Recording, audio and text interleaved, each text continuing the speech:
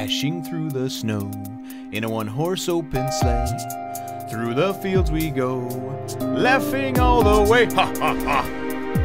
Jingle bells. Ho ho ho! One Piece chapter 227. Noland the Liar. La la la la la la Luke, you are my father. Well, hello, my brothers and sisters of the Nerd Nation.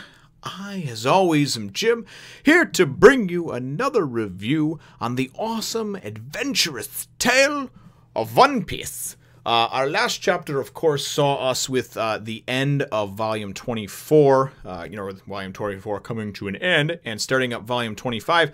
And here we see on the cover, I was curious, I saw Buggy, I see Shanks, I see the guy presumed to be Blackbeard, and I see Luffy. And so I'm not really sure what's going to go on in this particular one, but I know a lot of people have said it's going to be exciting. So we shall dive right in. At the end of the last chapter, of course, Luffy and company were trying to get away from Shoujou, which we found out was Masira, the Salvage King's brother. Really, this one winds up kind of picking up where the last the last chapter obviously left off, and they have gotten away from him, but the ship is just torn apart, and they're talking about maybe having to get a new one soon. And Usopp's like, hey, and Luffy's like, no, don't worry about it. We'll get some repairs done and get it fixed up, And Usopp's like, you got a big heart, buddy, but I don't know. I think everybody's starting to lose a little faith in the going merry.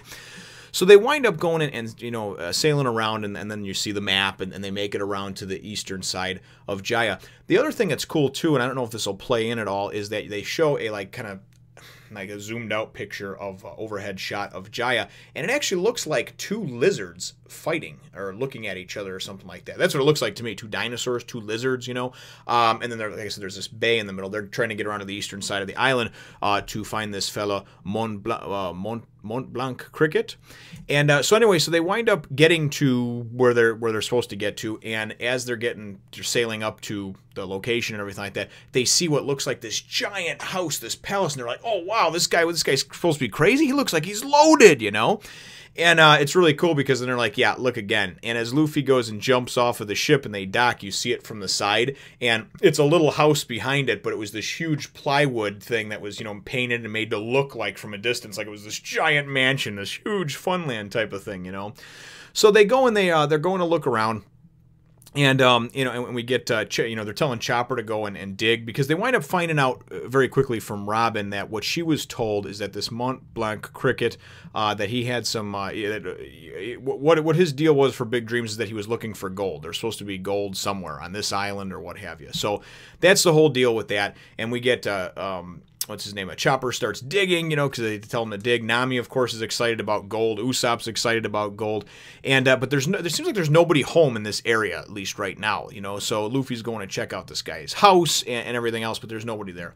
So then they go and they find this book, and in this book, it's kind of cool because it's called Noland the Liar. And and then we find out too that Sanji's actually from the North Blue. Sanji goes and says, "Oh, I remember hearing that tale. That was one that was told, from the North where I'm from." And then Usopp's like, "What? You're from the? I never knew that." And he's like, "I thought I told you." And Usopp's like, "It's the first time hearing of it." So we know now that Sanji, we don't know much about his background. We just know he's from the North Blue, but he was raised in the East Blue, is what he tells us. So they go through Noland the Liar, the book. It's a very whimsical kind of book, and I guess this Noland, this Mont Blanc, whatever Noland, wound up, he was this big dreamer, this explorer, this whatever. He wound up coming back to this king of whatever kingdom he belonged to, and saying that he found this island with this mountain of gold. So the king got together with some of his people, and 2,000 people, and Noland, and went and set out on this journey. And they were attacked by sea monsters and all the other things the dangerous things to get to this island, which we presume is Jaya, of course. That's what I think anyway, and that's eventually what we find out. So I'm not going to get into it too deeply, but yeah, we find it out a few minutes later. But so we presume that was Jaya. They get there and there's no gold. There's no mountain. It's just a jungle, right? So the king, and they only got 100 men left, mind you. So they lost like 90% of their people, 95% of their people, on this journey, right? So the king goes and sentences Noland to death, And right before he's going to be executed and die, they call him Noland the Liar. Everybody thought he was just lying and just bullshitting everybody. But up until right when he was being executed or killed, he said, no, it must have, it must have sunk to down into the sea or whatever, the gold, or the island or whatever it was that he thought was there. He then was saying, no, it must have sunk to the sea, and everybody thought it was just some story he was making up to try to maybe save his hide or whatever. So he winds up getting put to death, boom, the end, right? Then it goes and it takes us back to Mocktown, and it tells us, and it's kind of cool because it's almost like that story was being told at the same time they were reading it over on, the Eastern Shore. It's back to the bar that Bellamy was in where he overheard those guys talking about, this Mont Blanc cricket and the woman who wanted to go see him, blah, blah, blah, and the gold bullion. And then they're like, oh, okay, and Bellamy's like, yeah, I remember hearing that story. They're all from the North Blue as well, we find out, Bellamy and his crew, right?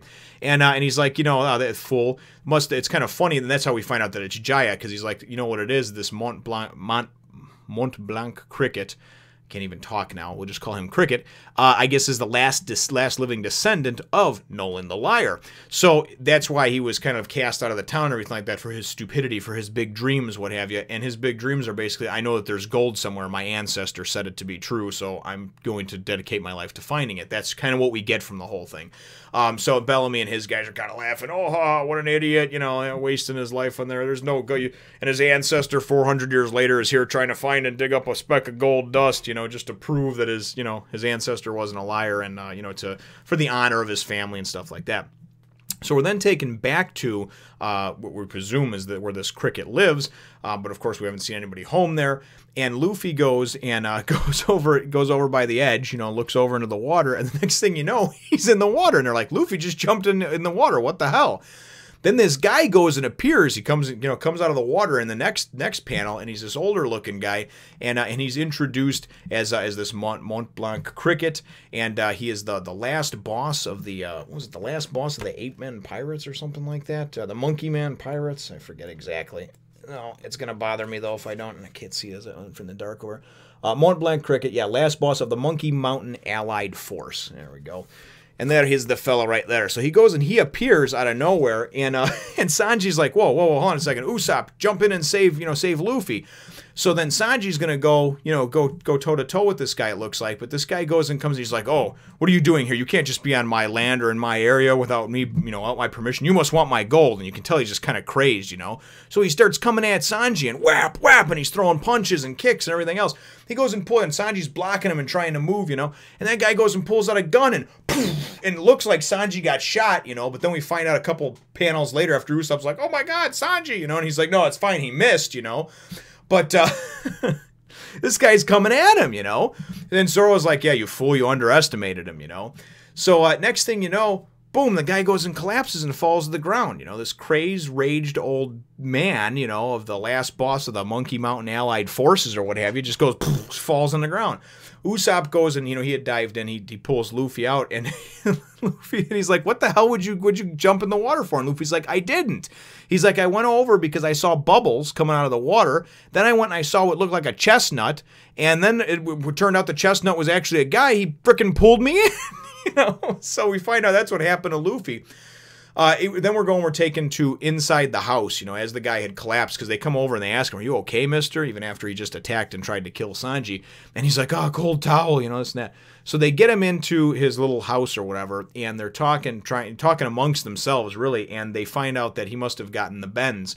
And the bends is something that I remember from way back in the 80s when I watched G.I. Joe. There was a particular episode where they had gone deep sea diving, and when they came back up, they all had to be in this decompression chamber for whatever, I don't know, like a day or 12 hours or whatever it was, and I've seen it in movies too. So the bends is some real shit. When you're underwater deep too long because of the air compressing your body and everything like that, and when you come back up very quickly, you have to spend time in a decompression chamber to equalize everything within your body as far as the airflow and the blood that's in your, the blood and the air that's actually in your blood vessels and your veins and stuff like that. So they think that he must be, diving every day pretty much down there and not giving himself enough time to decompress, right? So then they're trying to figure out what's going on, and then and I don't know if they figure out right at the beginning or what, but it's kind of basically, we know that this is the last descendant. This is Noland the Liar's descendant. He's looking for the gold, blah, blah, blah, right? But it's kind of cool because you see in this one panel, you see Nami, and she's standing there in the background. There's a picture, and I had to go back and look at this again. There's a picture on the wall, and it's so neat how Oda draws these things, because then it goes and it zooms in on the picture for the last panel of it as they're talking about this guy, and we see that Masira and Shoujou are sitting there with their arms around each other, and this Mont Blanc cricket is like right in front of them. It's a picture of all the three of them together. So you're thinking, oh shit. So this is where these guys all hang out. Maybe they work for him or whatever the case is. So some shit's going to hit the fan in the next chapter or two, in my opinion. But so that's how the chapter ends.